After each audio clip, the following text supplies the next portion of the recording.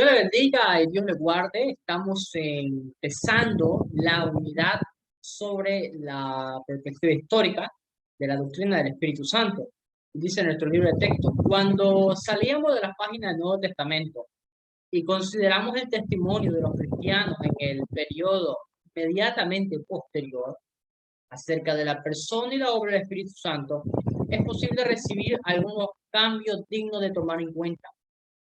Es entendible que los creyentes e iglesias del segundo siglo en adelante hayan expresado su percepción del Espíritu de maneras diferentes, no solo porque sus experiencias del Espíritu Santo fueron diversas, sino también porque contaron con el registro escrito de la revelación de Dios en las Escrituras del Nuevo Testamento, como guía para su reflexión. En otras palabras, la comprensión que los cristianos de los primeros siglos tuvieron se fundó en su experiencia neumatológica, pero también en su particular interpretación de la información recogida de los escritores apostólicos inspirados.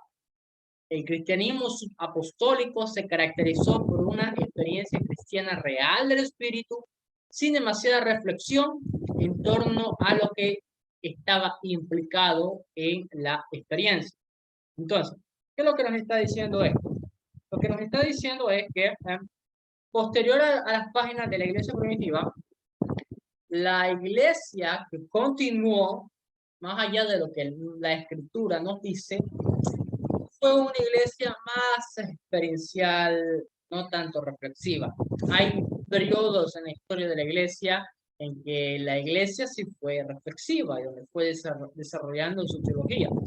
Entonces, quiero que tomemos en cuenta algo y vamos a tener como una mini materia de historia del cristianismo, que no es historia del cristianismo completamente, pero es algo sub, abajo. En el taller de teología pentecostal que vamos a dar en mayo con el hermano Alfredito, bueno, yo lo publiqué en un grupo de teología bíblica y en la página, en varios lados lo he publicado.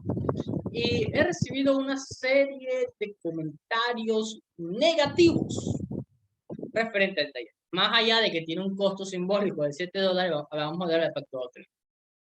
Algunas de las cosas que me decían es que, bueno, la teología pentecostal no puede ser pentecostal y bíblica al mismo tiempo. O es bíblica o es pentecostal.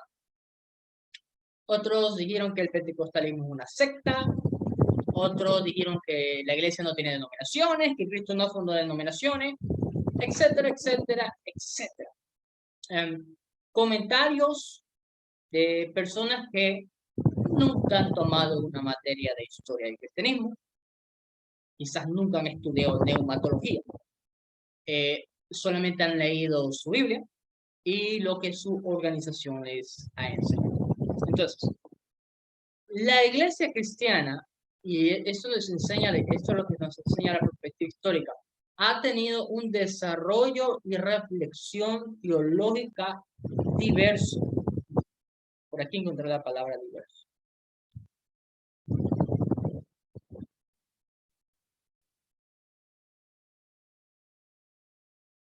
Diferente. Por ahí vi la palabra diverso, pero también diferente. Entonces, no podemos esperar que toda la iglesia y toda la comunidad interprete de una misma forma la experiencia neumatológica.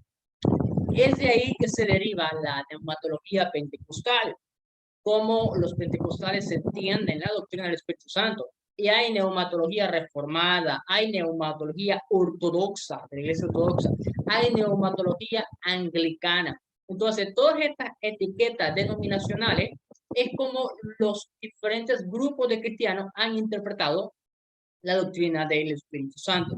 Entonces, es importante que nosotros como pentecostales entendamos cómo nosotros interpretamos la doctrina del Espíritu Santo y también, que eso es lo que vamos a entrar, cómo la iglesia ha interpretado la doctrina del Espíritu Santo. Pues debemos de reconocer que nuestra denominación no ha sido el centro en la historia. Y esto aplica para los hermanos reformados. Por ejemplo, los hermanos reformados dicen, no, que los pentecostales son una secta, que nacieron en 1906, que no sé qué. Y yo le hago la misma pregunta a los hermanos reformados. El reformado es aquel que se adhiere a los preceptos doctrinales de la Reforma. Estos incluyen calvinistas, presbiterianos, anglicanos. Y yo les hago una pregunta. Bueno, ¿ustedes nacieron en el 1517 en adelante? ¿Anteriormente a eso no existió la iglesia? Anteriormente a esto existía una iglesia católica. Y no voy a entrar mucho en este detalle, pero ¿la iglesia empezó con la Reforma o existía mucho antes? ¿O acaso yo les puedo decir que ustedes también son una secta porque no nacieron en la iglesia primitiva? Toda esa falacia de que mi organización es la iglesia, es la original y la genuina de la iglesia primitiva, es un sueño, una imaginación. Nosotros, como pentecostales, debemos de reconocer que no somos la iglesia primitiva, aunque la iglesia primitiva es nuestro paradigma para nuestra teología, cuestión que otras iglesias no lo han tomado así. Pero bien, leamos porque esto va a ser muy largo. El cristianismo heredó del judaísmo el concepto de un Dios viviente y activo, que controla la suerte de los... No se moleste por esta palabra suerte, ¿ya? No está hablando de una suerte mundana. Recuerde que la Biblia a veces habla de echar suertes, ¿ya? No lo tome a mal esta palabra. Y los destinos de las naciones. En la religión griega, el Dios supremo fue relegado a un reino de gloria celestial muy lejano a los cambios y posibilidades de la vida mundana. No es un Dios activo en los asuntos humanos, sino que había una jerarquía de dioses menores o semidioses que entraban en relación con los seres humanos. El gran avance del judaísmo fue pensar que la acción de Dios en el mundo estaba coordinada hacia fines morales definidos. La acción redentora de Dios es una actividad unificada y consistente, a diferencia del concepto griego, donde esa actividad era caótica, conflictiva y caprichosa. Entonces, la religión cristiana, en sus comienzos, debe mucho al judaísmo, casi nada a la religión griega. Los cristianos concibieron a Dios como siempre presente y activo al mundo. Por eso es que nosotros a veces recibimos la etiqueta de judeo-cristiano. No es porque seamos judíos, sino porque muchos de los aspectos teológicos del judaísmo nosotros lo venimos heredando. Para ver más sobre esto, tengo un video en mi canal de YouTube que se llama Las raíces hebreas, los aspectos teológicos realmente que heredamos del judaísmo. A diferencia de los judíos que limitaban a Yahweh, al pueblo elegido, los cristianos extendieron su actividad a todo el mundo y a todos los aspectos de la vida humana. Los cristianos creían en la incesante actividad de Dios en el mundo y esta creencia es la manera prima de la doctrina del Espíritu que encontramos expresada en las páginas 9. Entonces los griegos creían que habían varios dioses, habían semidioses, y estos a veces estaban dispersos, lejos de toda relación con los hombres, y a veces tomaban contacto con los hombres. Los judíos tenían a Yahweh como único Dios, pero para el judío Yahweh solamente operaba en el pueblo escogido, en la nación elegida. Para los cristianos, bueno, Yahweh es personal, tiene un interés personal con nosotros, pero no solamente con un pueblo, sino que en todo el mundo. Entonces, estos son los cimientos con los cuales la iglesia se va desarrollando y a esto va anexado el tema de la doctrina del Espíritu Santo. Los primeros cristianos descubrieron que el espíritu de su maestro llenaba de tal manera el mundo que pronto llegaron a identificar al inmanente espíritu de Dios en el universo con el ahora universalizado espíritu de su Señor resucitado. En el Nuevo Testamento, como ya vimos, el Espíritu de Dios y el Espíritu de Jesús son frases similares. El espíritu inmanente, que era el objeto de la experiencia religiosa, era el mismo Espíritu de Dios y el mismo Espíritu de Cristo. Las funciones del Espíritu Santo en el Nuevo Testamento se asocian con las del Espíritu de Yahweh en el Antiguo Testamento. Si bien el Nuevo Testamento nunca es llamado Dios de manera explícita, no hay duda de que era considerado divino por los primeros cristianos. Sus funciones son también personales. El Espíritu es considerado como una persona en el Nuevo Testamento, al igual que el Padre y el Hijo. Y esta es la base con la cual nosotros empezamos nuestro estudio. Dice, sin embargo, los escritores del Nuevo Testamento no son teólogos sistemáticos, y un teólogo sistemático es aquel que explica una doctrina en cierto orden. Los autores del Nuevo Testamento, aunque son teólogos, no nos están dando un tratado de teología sistemática. Es decir, dice, no intentaron definir la relación exacta del Padre con el Espíritu o con el Cristo resucitado. No hay una clara demarcación en el lenguaje que utilizaron en sus testimonios escritos. Por ejemplo, a veces uno o otro de los dones espirituales. En 1 Corintios 12:7 es claro Pablo que cada uno de los dones es una manifestación especial del Espíritu. Pero en Romanos 12, Dios extienda gracia y dones. Y el Espíritu ni siquiera es mencionado, Dios el Padre. En Efesios 4:7-12, es Cristo quien ha repartido los dones. Así pues, los escritores del Nuevo Testamento se mantuvieron firmes en el concepto judío de la unidad de la deidad. Hay distinción entre la deidad, pero tal distinción se da en la unidad. Y eso tiene que ver con la Trinidad.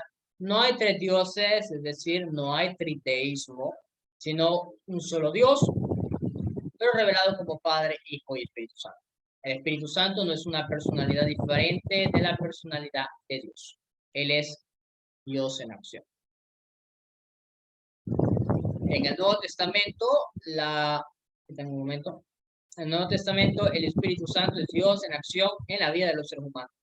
Él es Dios santificando, inspirando y capacitando a la humanidad. La iglesia que siguió el periodo apostólico conservó la enseñanza del Nuevo Testamento.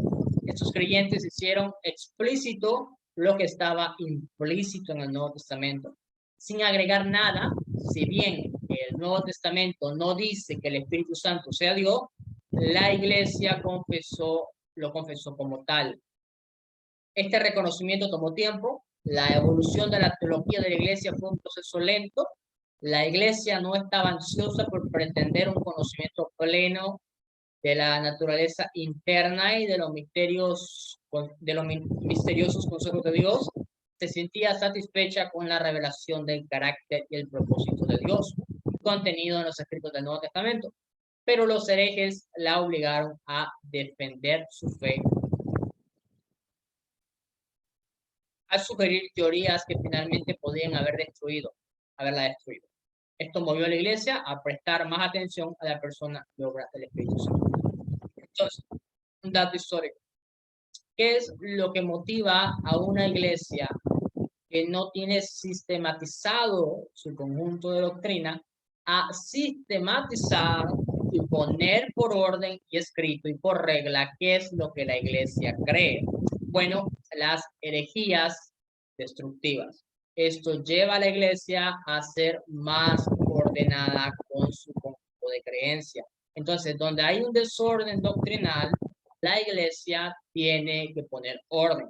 Hemos estado hablando con mi pareja, yo, sobre el tema de la apostasía y cómo la apostasía desde el tiempo primitivo hasta ahora se ha venido desarrollando, y pues estamos meditando en esto, justamente, en que a medida que la apostasía, el desorden doctrinal, el desviamiento de las doctrinas principales de Cristo avanza, hay una mayor necesidad de que la iglesia, así como la iglesia de los primeros siglos sistematizó su creencia, la iglesia de hoy se adhiera a los conjuntos de creencias. Así que nosotros no debemos de tener miedo a la regla, a la declaración de fe. En el periodo anterior al primer concilio ecuménico, que es el concilio de Nicea, 325, presentan testimonio abundante en relación a la deidad del Espíritu. Si bien en general no fue más que una etapa preparatoria y de formulaciones doctrinales incipientes, en esos años encontramos el desarrollo de algunas controversias teológicas que involucraron a la doctrina del Espíritu Santo. No obstante, el interés mayor estuvo puesto en cuestiones prácticas y en los aspectos espirituales de la verdad, y no tanto en reflexiones teológicas más sistemáticas. Las primeras formulaciones de cierto corte teológico en cuanto a la persona y obra del Espíritu Santo estuvo relacionada con la fórmula bautismal, el credo apostólico, los primeros himnos y liturgias congregacionales, y la respuesta de las iglesias a los errores y herejía que se presentaban y les amenazaban, si bien el lenguaje de los escritores del siglo II y III no siempre resultó técnicamente correcto, es obvio que su propósito era mantener lo más estrechamente ligados al testimonio apostólico de las Escrituras. Es por eso que estos autores atribuyen toda alabanza y honor al Espíritu Santo, en términos similares a los que utilizan para el Padre y el Hijo. Si bien desde los días apostólicos y muchos más en los días subapostólicos postulaban diversas opiniones heréticas y facciones sectarias como los agnósticos, los ebionitas, seguidores de Simón el Grande.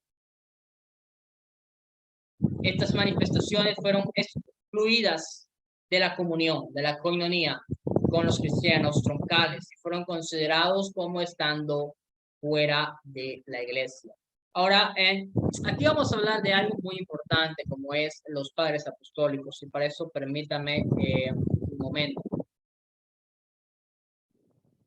Cuando nosotros hablamos de padres apostólicos, oiga muy bien, no estamos hablando del Papa, ¿ya? El Papa primero, Papa segundo, Papa. No estamos hablando de eso. Los padres apostólicos es un título que se le da a los padres de la iglesia primitiva y se le llama padre por su contribución teológica.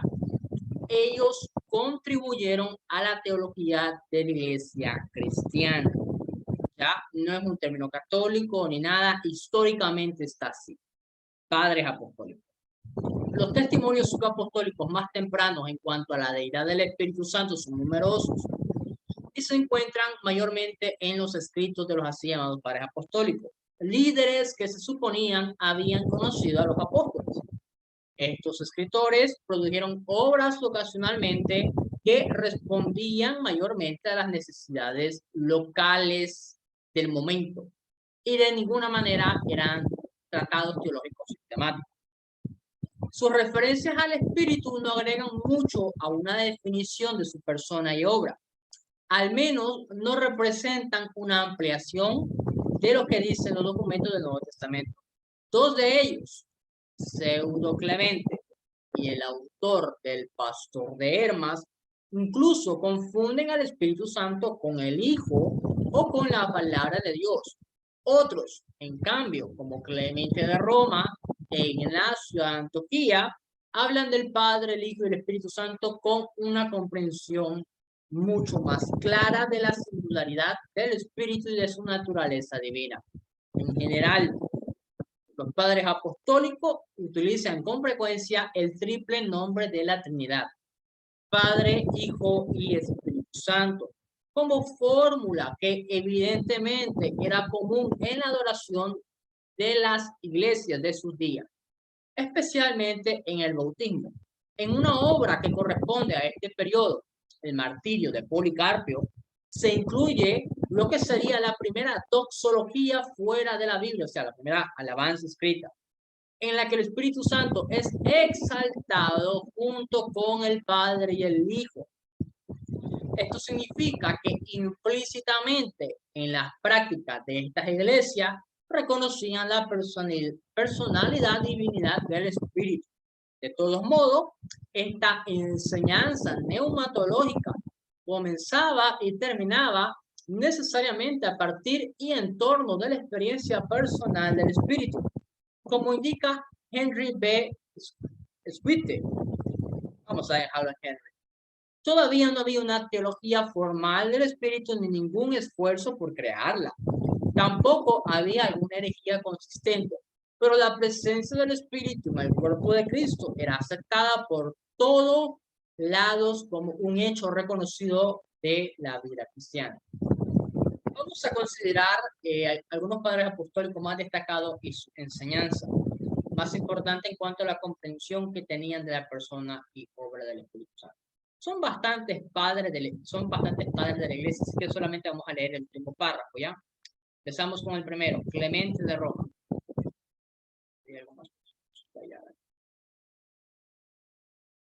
Ya. Clemente de Roma. Su enseñanza sobre el Espíritu Santo parece ser exclusivamente personal y experimental, y solo de manera indirecta la podemos considerar como doctrinal. Clemente escribió una carta a la iglesia en Corinto en la que confrontaba el divisionismo y la disensión endémicos de esa comunidad. Allí señala, no tenemos todos nosotros un solo Dios, un Cristo, un Espíritu de gracia que fue derramado por nosotros y un llamamiento de Cristo. No obstante, llama la atención que Clemente, no de la misma prominencia de Pablo al lugar del Espíritu en la vida cristiana normal, ni sugiere que la iglesia de Corinto de su vida, de su día, estuviera experimentando una vida en el Espíritu de lo que describe el apóstol en 1 Corintios 2. Para Clemente, el Espíritu era una persona viva y activa. Él afirma su fe trinitaria, declarar Dios vive, el Señor Jesucristo vive y el Espíritu Santo, quienes son a la vez la fe y la esperanza de los salvos.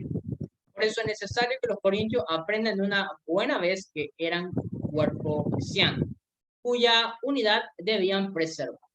Entonces, bien, para Clemente, el Espíritu Santo era una persona. Ya usted lo puede leer con más calma.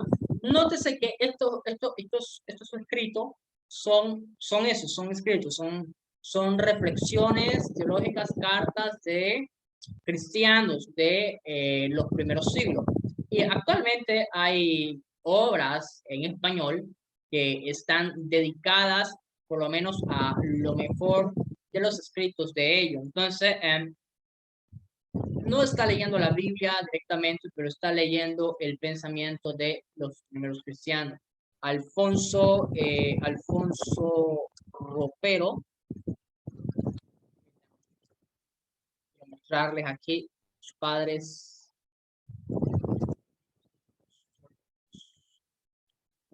Ya.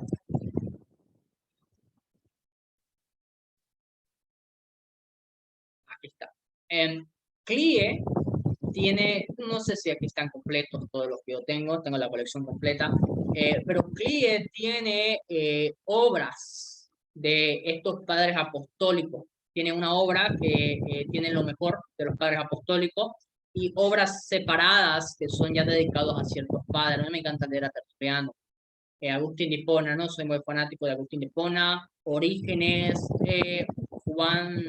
Juan Climacao, Juan Crisóstomo. Yo sé que estos son nombres chinos quizás para usted, quizás usted no está acostumbrado a este tipo de literatura, pero a medida que vamos estudiando la historia del cristianismo, tenemos que considerar a esos autores como autores necesarios para nuestra lectura. Y si usted quiere irse con un solo libro directamente, yo le recomiendo esta obra.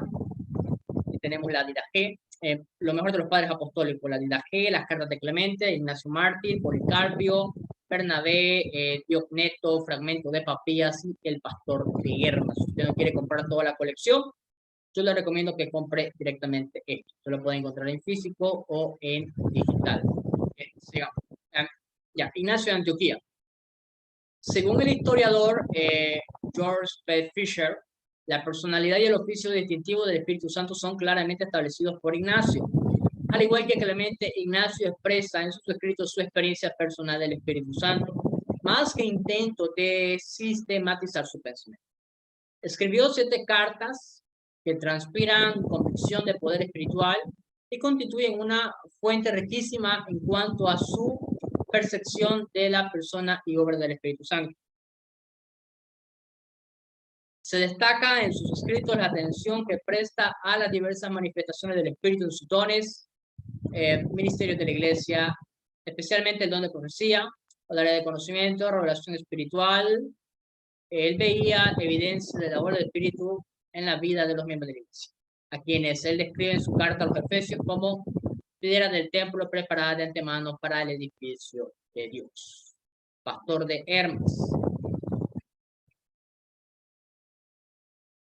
Pastor de Hermas, de todos los padres apostólicos, este escrito es probablemente el que representa las referencias más completas al Espíritu de Dios. Muchos cánones de la iglesia primitiva, antes que se cerrara el canon con los libros que nosotros tenemos, muchos cánones consideraban al pastor de Hermas como parte de la escritura. Permítanme ver si puedo encontrar algo rápido acá. Hay un interactivo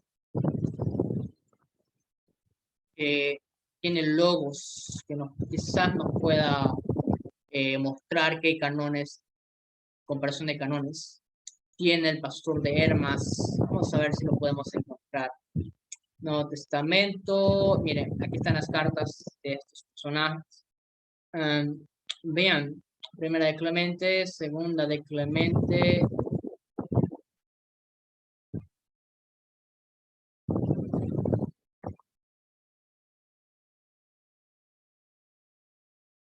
Estos son los documentos, tradiciones, todos los libros. Saber dónde encontramos pastor de Hermas.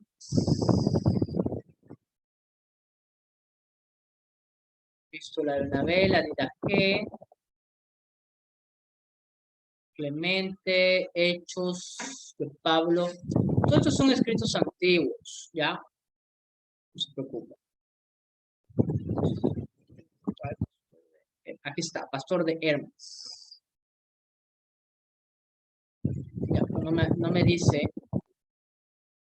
que el libro tiene pastor de Hermas.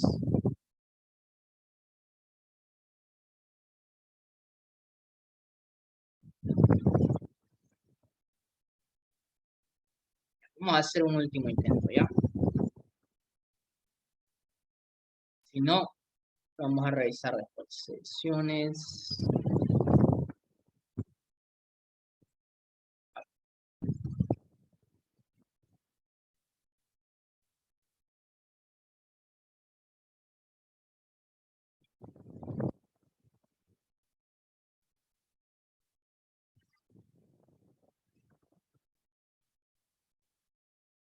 Ver. Es anglicana, creo que es anglicana tal cual.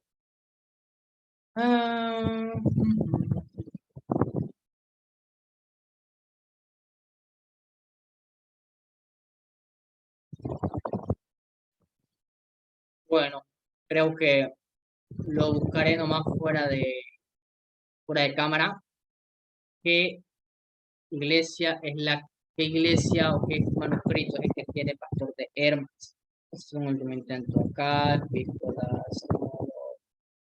Bueno, sé que hay un canon, no me aparece acá, sé que hubo un canon en la historia de la iglesia que lo tenía al pastor de Hermas como dentro del Espíritu. Pero bueno, en fin, dice, según Hermas, el Espíritu Santo se manifiesta también en el gozo con el que el cristiano sirva al Señor. Su exhortación es, por tanto, vístanse con alegría, que siempre es agradable y aceptable a Dios y regocíjense en ella. El Espíritu Santo que fue dado a los seres humanos en su espíritu alegre. Entonces, si usted quiere leer El Pastor de Hermas, usted compra este libro, ya sea en Logos o en físico, y usted aquí ya puede leer El Pastor de Hermas. Es escritura antigua.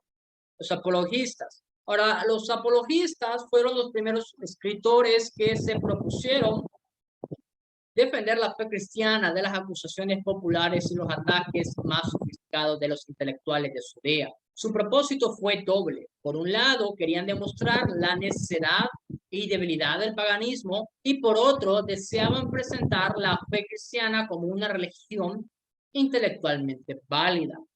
Según ellos, los sectores intelectuales y de poder debían ser convencidos de la verdad del Evangelio por la racionalidad del discurso, más que por su impacto de señales y prodigios en el Espíritu Santo. De allí que los apologistas no son la mejor fuente para testificar de la obra y el Espíritu Santo. La gente más intelectual. Para aquellos apologistas que eran filósofos y pretendían defender la fe utilizando las categorías de la filosofía helenista, resultaba mucho más fácil desarrollar la doctrina del Logos que la del Espíritu Santo. Pero queda bien en claro que esta inmadurez en el pensamiento en cuanto a las cuestiones del Espíritu no muestran ninguna indicación de error en el plano de la experiencia del mismo. La inmadurez o falta de precisión en el lenguaje teológico doctrinal de la Iglesia no es indicación de su carencia de una experiencia profunda de la persona y obra del Espíritu. Además, por más inadecuado o limitado que haya resultado tal lenguaje doctrinal, ningún apologista del siglo segundo habla del Espíritu de Dios como una de sus criaturas o como algo impersonal. Entonces, tenemos a Justino Mártir. Este ya es apologista. Justino fue el primer apologista de lengua griega que usó la filosofía para defender el Evangelio. En su diálogo con Trifón, él presentó el relato de su conversación con el personaje anónimo que lo llevó a Cristo. Allí se menciona una y otra vez la obra del Espíritu. Cuando Justino le pregunta al anciano por un maestro que puede enseñarle la verdad, este se refiere a los profetas hebreos que hablaron por el Espíritu Divino y predijeron eventos que ocurrirían y que ahora están ocurriendo. El siguiente es Ireneo de León.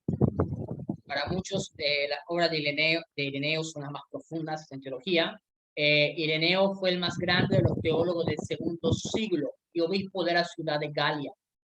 Vivió una generación de por medio de la edad apostólica y conoció a los discípulos de los apóstoles.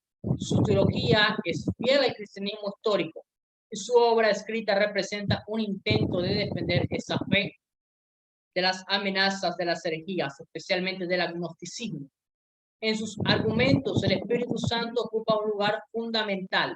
Si bien afirma que el Espíritu está subordinado al Padre y al Hijo, así como el Hijo está subordinado al Padre, Ireneo también afirma la deidad y eternidad del Espíritu. Según él, el tercer punto de la regla de nuestra fe es el Espíritu Santo, a través de quien los profetas profetizaron y los padres aprendieron las cosas de Dios, y los justos son guiados en el camino de rectitud, quien al final de los siglos derramó de manera nueva sobre la humanidad en toda la tierra, renovación de los seres humanos para Dios. Los movimientos heréticos. La ortodoxia solo puede existir y definirse en contraposición con la herejía, que es la enseñanza del partido perdedor en las luchas de la ortodoxia. Entonces, veamos cuáles son los componentes que tuvo el cristianismo en estos siglos. El agnosticismo. Nótese que yo estoy dando nada más las versiones resumidas, ¿ya? Es su trabajo leer completamente el documento fuera de clase. Los agnósticos fueron los primeros y más destacados herejes de todo este periodo. Las diversas expresiones de esta línea de pensamiento coincidían en un sistema de dualismo radical. Entendían que el espíritu de cada ser humano era inalterablemente divino y que el cuerpo era malo, una verdadera prisión para el espíritu, que no había sido iluminado con una revelación especial. La salvación para los agnósticos cristianos no era a través de la muerte sacrificial de Cristo, sino más bien a través de un don de conocimiento superior que veía la iluminación del Espíritu Santo. Entonces, en resumen, para los agnósticos el espíritu es bueno y la carne es mala. El agnosticismo jugó un papel importante en este proceso. Los sistemas agnósticos presentan un curioso testimonio de la fe en la personalidad del Espíritu Santo, dado que su Espíritu Santo, el Espíritu Santo de los agnósticos, era tan personal como su Cristo. Si bien su teoría se presenta como una distorsión muy significativa de la enseñanza que se encuentra en el Nuevo Testamento, no obstante, Henry destaca que mientras los agnósticos aceptaban los 4 evangelios, no podían ignorar el tema. Le resultó fácil a los agnósticos encontrar un lugar en ninguno de sus sistemas para una neumatología, concepto del Espíritu Santo, como la que presenta el montanismo. Con el surgimiento del montanismo se dio un renovado interés en la persona y obra del Espíritu Santo, especialmente en muchos cristianos e iglesias de Asia Menor. El movimiento fundado por Montano fue una reacción contra el creciente proceso de institucionalización e intelectualización de la iglesia. Los montanistas se mostraban firmemente a favor del reconocimiento de la presencia y poder del Espíritu, especialmente bregaban por la actualidad e importancia en la vida del Espíritu en las iglesias locales. Creían mucho en el ejercicio del don profético. Muchos obispos se sintieron amenazados en su poder e influencia por ese movimiento entusiasta y lo condenaron como herejía. No obstante, un teólogo y líder eclesiástico de envergadura de Tertuliano de Cartago, ver más adelante en el norte de África, vio al movimiento como una auténtica experiencia de renovación espiritual. Hay algunos historiadores como José Zamora que ponen en duda si Tertuliano realmente se unió a los montanistas. Para él y para otros historiadores es algo que no está totalmente confirmado. Desafortunadamente, el movimiento montanista terminó por desarrollar experiencias religiosas desordenadas. Y es por eso que los montanistas caen en la categoría de herejía. El sabelismo, y para mí este es al igual que el agnosticismo, es de las peores herejías que hay. Más importante para el desarrollo de la doctrina del Espíritu en este periodo fueron la controversia relacionada con la persona del Espíritu. Si bien la mayor parte de las discusiones teológicas giraban en torno a la segunda persona de la Trinidad, el Hijo, generalmente cualquier distorsión en relación a la segunda persona terminaba por involucrar también a la tercera persona del Trinidad.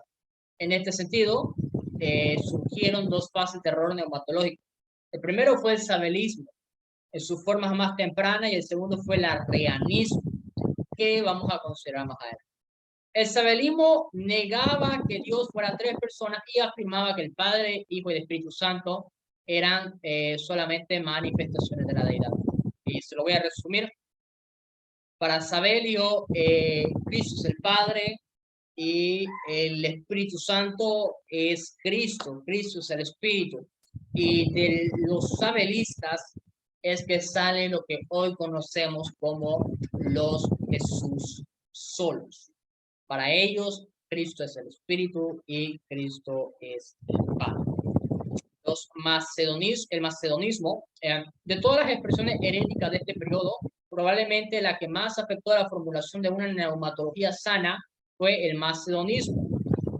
Originalmente planteado por Macedonio de Constantinopla en el contexto de las discusiones de mediados del siglo IV en torno a la divinidad del Hijo, el macedonismo sostenía la consustancialidad del Hijo con el Padre, pero no la del Espíritu. Según él, el Espíritu era una especie de siervo y asistente como los ángeles y el alma humana de Cristo.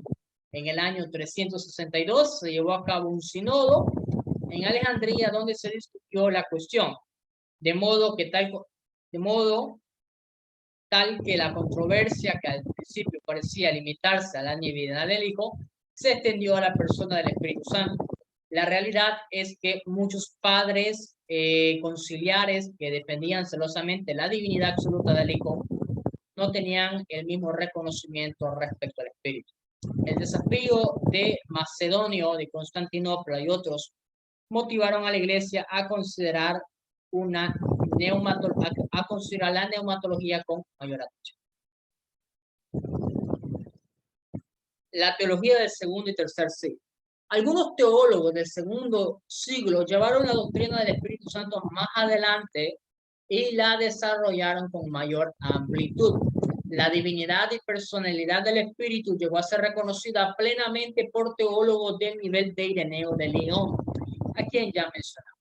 Tertuliano de Cartago, Clemente de Alejandría y Orígenes de Alejandría. Clemente de Alejandría.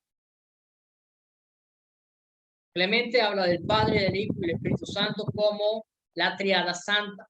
Afirma que el Espíritu es una hipostasis diferente.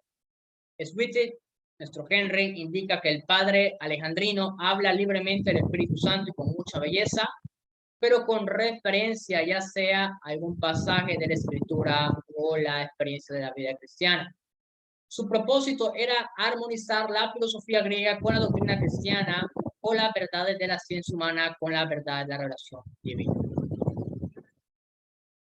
En este sentido, al igual que otros padres alejandrinos, con excepción de Tertuliano de Cartago, Clemente reconoce no solo la naturaleza divina, sino también el origen eterno del Espíritu Santo. Tertuliano de Cartago, que es uno de mis padres apostólicos favoritos. Bien, ya hemos considerado la respuesta de Tertuliano en en relación con el montanismo y el monarquismo. Monarquismo es lo mismo que el sabelismo, por si acaso. Es difícil minimizar la importancia de este autor, quien establece el fundamento para la doctrina católica de la Trinidad. Católico en este sentido no habla de la Iglesia Católica Apostólica Romana, sino que habla de la Iglesia universal e histórica. Dice, quien es el creador de la teología cristiana latina occidental. Es de notar, aunque sea al pasar, que tanto en los apologistas como tertulianos, la doctrina del Espíritu no parece ser todavía plenamente nicena, o sea, el concilio de Nicea. Por ejemplo, el Espíritu es considerado como divino, pero no eterno. No obstante, Tertuliano llama expresamente Dios al Espíritu Santo y hace hincapié en su unidad esencial con el Padre. El concepto de Tertuliano en cuanto a la relación del Espíritu con la Iglesia es notable. Para él, la Iglesia y el Espíritu son términos casi equivalentes. La Iglesia misma es esencialmente hablando propio y principalmente el Espíritu. Esta es su manera de negar que la mera asociación de las personas naturales conformará la Iglesia y de afirmar la esencia de la Iglesia como una creación del Espíritu Santo. Este es esencialmente su énfasis en las obras escritas antes de volcarse al montanismo y que reflejan el tono general del cristianismo católico del norte de África, donde él era pastor. Orígenes. Orígenes fue un hombre de una conducta intachable y de una erudición enciclopédica, uno de los pensadores más originales de todos los tiempos. Parece ser que este primer teólogo sistemático cristiano, asceta y erudito bíblico, tenía un gran aprecio por la persona del Espíritu Santo. Si bien es cierto que las tendencias de la escuela de Alejandría eran especulativas más que dogmáticas, prácticas, no obstante, en los escritos de Orígenes, donde encontramos el primer intento, después de Tertuliano, de presentar un acercamiento más sistemático y racional a la doctrina del Espíritu Santo. En algunos aspectos, la mente de Orígenes se mostró inclinada más bien a elaborar ciertas especulaciones que a describir la experiencia del Espíritu Santo. Orígenes, siguiendo una tendencia suya general, pone énfasis en la subordinación del Espíritu, así como llama al Hijo un deuteros theos, segundo Dios. También en un lugar habla del Espíritu como genetón, original, aunque lo exalta en honor y dignidad, como también en eternidad sobre toda cosa creada, que tiene un principio genético. Bien. Vamos a dejarlo hasta ahí, porque tenemos más que leer todavía, y el día miércoles vamos a continuar con la vida devocional de la iglesia. ¿Ya? Tenemos bastante que estudiar sobre la historia de la iglesia. Busque, si desea leer un poquito más por aparte de los padres apostólicos, puede comprar esta obra, y aquí va a tener por lo menos las obras más importantes de los padres apostólicos. Bien, nos vemos el día martes. Bendiciones, Dios les bendiga.